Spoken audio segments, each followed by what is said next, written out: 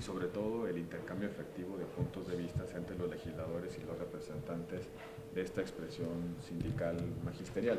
Creo que eso es lo que hay que privilegiar, más que el número de personas que van a acudir al encuentro, hay que privilegiar que el formato de espacio para poder intercambiar puntos de vista, escuchar las posiciones de la expresión magisterial sindical y que también puedan recibir esas expresiones, algún comentario o alguna respuesta por parte de los legisladores. Lo importante es que el formato dé lugar a un diálogo útil y no necesariamente que nos estamos preocupando por cuánta gente participará como testigo en ese encuentro.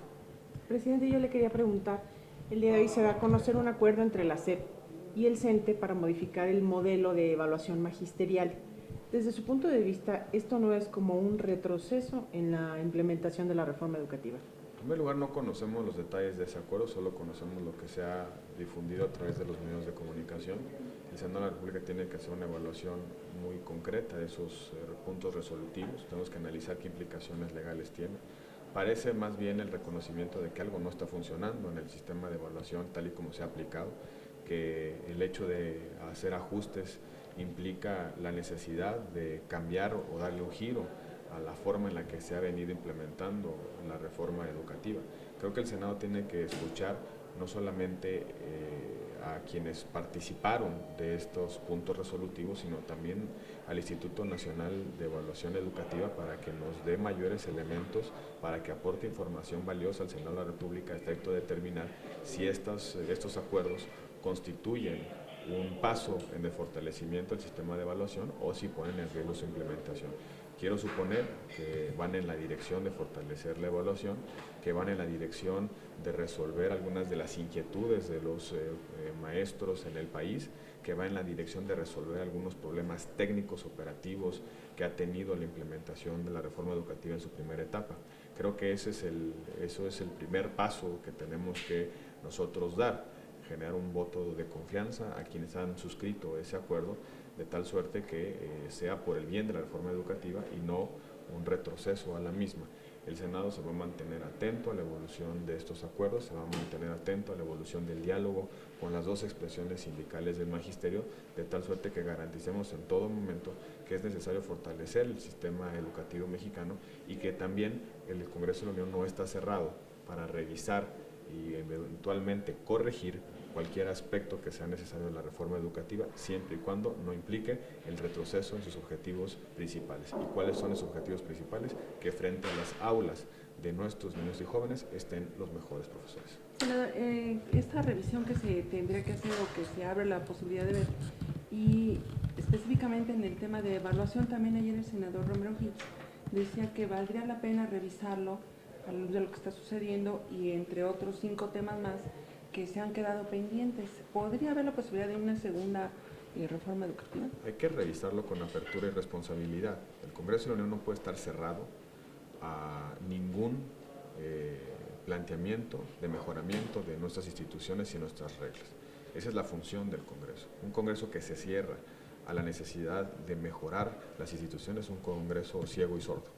Creo que no tenemos ese derecho. Nuestra responsabilidad ética y política es siempre mejorar el desempeño de las instituciones de la República. Por eso el Senado de la República debe estar abierto a cualquier posición, a cualquier diagnóstico, a cualquier pretensión de cambio siempre y cuando vaya en la ruta correcta. Y la ruta correcta es fortalecer el servicio educativo en nuestro país para que cada vez que nuestros niños y nuestros jóvenes acudan a las aulas tengan la garantía de que van a recibir habilidades, competencias, destrezas que implique un mejor futuro para cada uno de ellos. Creo que esa es la responsabilidad que debe tener el Senado de la República y el Congreso de la Unión.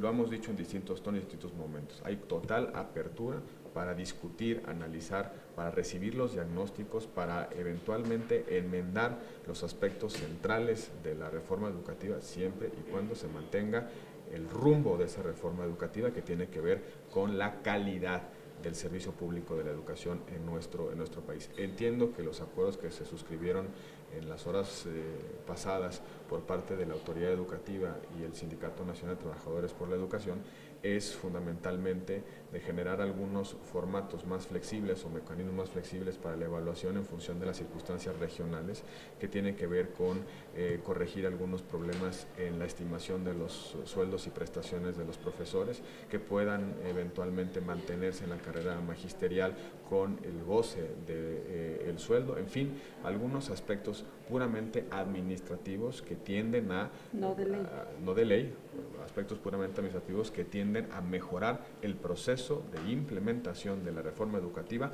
o bien de resolver algunos problemas que ha tenido ese proceso de implementación en los días recientes y que ha motivado la inconformidad del magisterio mexicano. Si esa es la dirección, enhorabuena y que sea un paso que sea útil para la República, pero si en algún momento se está distrayendo el objetivo principal de la reforma educativa, el Senado de la República tendrá no solamente que tomar una participación en ese proceso, sino sobre todo levantar la voz de que es necesario de que garanticemos que el objetivo final de la reforma educativa no se pierda.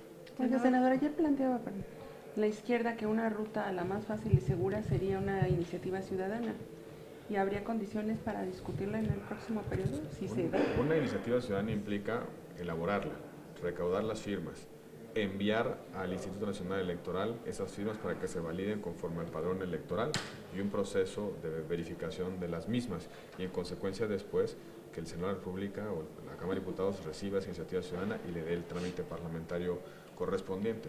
También hay otra ruta, que se cuestiona iniciativa en el Congreso de la Unión por parte de quienes tienen legitimación para presentar, que somos los legisladores, el Ejecutivo Federal, para eventualmente corregir aspectos. Creo que antes de hablar de las iniciativas tenemos que resolver dos pasos previos. Uno, el diagnóstico y dos, las alternativas. No tenemos claridad de diagnóstico, sabemos cuáles son las inconformidades de los profesores, pero no sabemos cuáles son los puntos de vista de las autoridades, tanto de la autoridad administrativa, la Secretaría de Educación Pública, como del Instituto Nacional de Evaluación Educativa. Con un diagnóstico objetivo, responsable, imparcial, podemos tomar mejores decisiones de política pública. Creo que el primer paso para entrar a discutir qué tipo de solución legislativa puede tener la problemática actual es tener un diagnóstico verdaderamente amplio para saber a qué nos enfrentamos. Si es un problema de orden administrativo, que si es un problema que tiene que ver con la nómina magisterial, que es un problema del programa de evaluación, si es un problema de los lineamientos que emitió en su momento el Instituto Nacional de Evaluación, si es un problema de la forma en la que están aplicando esos lineamientos la autoridad educativa local. Tenemos que primero que obtener un buen diagnóstico para poder empezar a construir con creatividad y sentido de responsabilidad las soluciones. Primero el diagnóstico y después las iniciativas. Senador, yo quisiera preguntarle, al asumir la dirigencia nacional del PRI, Enrique Ochoa hizo una serie de, mencionó una serie de cifras para contrastar lo que él considera los mejores años de Peña y los nefastos de los gobiernos panistas. Hablo de que con el PAN no hubo crecimiento económico, hubo inflación y que en particular en el sexenio de Calderón fracasó el modelo de seguridad. ¿Usted como panista qué opina de esta? Solo hay una prueba de realidad que contrasta claramente con esa posición, que acaban de perder 7 estados de la República con el PAN y que el PAN está arriba en prácticamente todas las encuestas como partido político. Creo que esa es la mejor respuesta que puede tener ese balance que ha hecho el presidente del PRI. Y ese anuncio que hizo, según él, para reactivar la comunicación entre el gobierno y el PRI, van a salir los secretarios de Estado a dar giras por los estados y a reunirse con las estructuras del PRI para rendirles cuentas. El respeto a la dinámica interna es la paz, que cada partido político se organice como pueda o como quiera. Es un tema del Partido Revolución Institucional en la que un panista no debiera tener ni opinión ni tampoco intención de opinar. Se lo preguntaba porque son funcionarios públicos, van a estar viajando y se van a reunir con estructuras del PRI para hablar sobre acciones de gobierno. Yo no le veo problema siempre y cuando no derive en actos de propaganda anticipada de carácter electoral. Si es un mecanismo de comunicación con las militancias, no le veo ningún problema. Sucede habitualmente en cualquier democracia, siempre y cuando no se violen los límites de nuestra legalidad ni tampoco se pretende influir en las preferencias electorales de los ciudadanos. ¿Pero a poco no se va a prestar para pasarela de presidencial? Yo espero que no. Yo espero que actúen con base en la ley y tengo la confianza de que así lo harán. La comunicación entre militantes y dirigentes partidarios debe ser cada vez más habitual en nuestro país, debe ser un proceso hasta institucionalizado en todos los partidos políticos. La democracia sobreregulada ha llevado a algunas distorsiones en las cuales hemos perdido cualquier tipo de contacto entre la ciudadanía y quienes tenemos responsabilidades públicas. A mí no me preocupa eso y creo que hay también los márgenes ya definidos en la ley para que no se convierta en ese tipo de ejercicios en algunas otras cosas. ¿En qué deberán viajar los secretarios de Estado cuando vayan a estas reuniones? Pues si está cerca el destino, que viajen en carro, ¿no? ¿Y con sus propios recursos?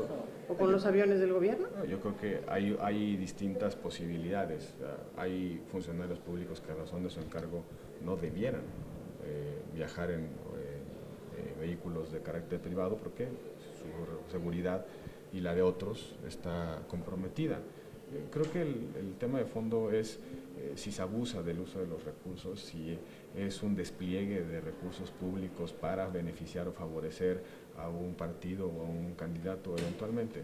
Yo soy de la idea de que si se actúa con prudencia, este tipo de ejercicios políticos de comunicación entre ciudadanías, militancias y dirigencias partidarias, dirigencias políticas, actores políticos, no debiera motivar la preocupación, siempre y cuando, insisto, se mantenga la prudencia y se mantengan esas acciones dentro del marco de la ley. Gracias, senador. Pero yo veo las listas que dice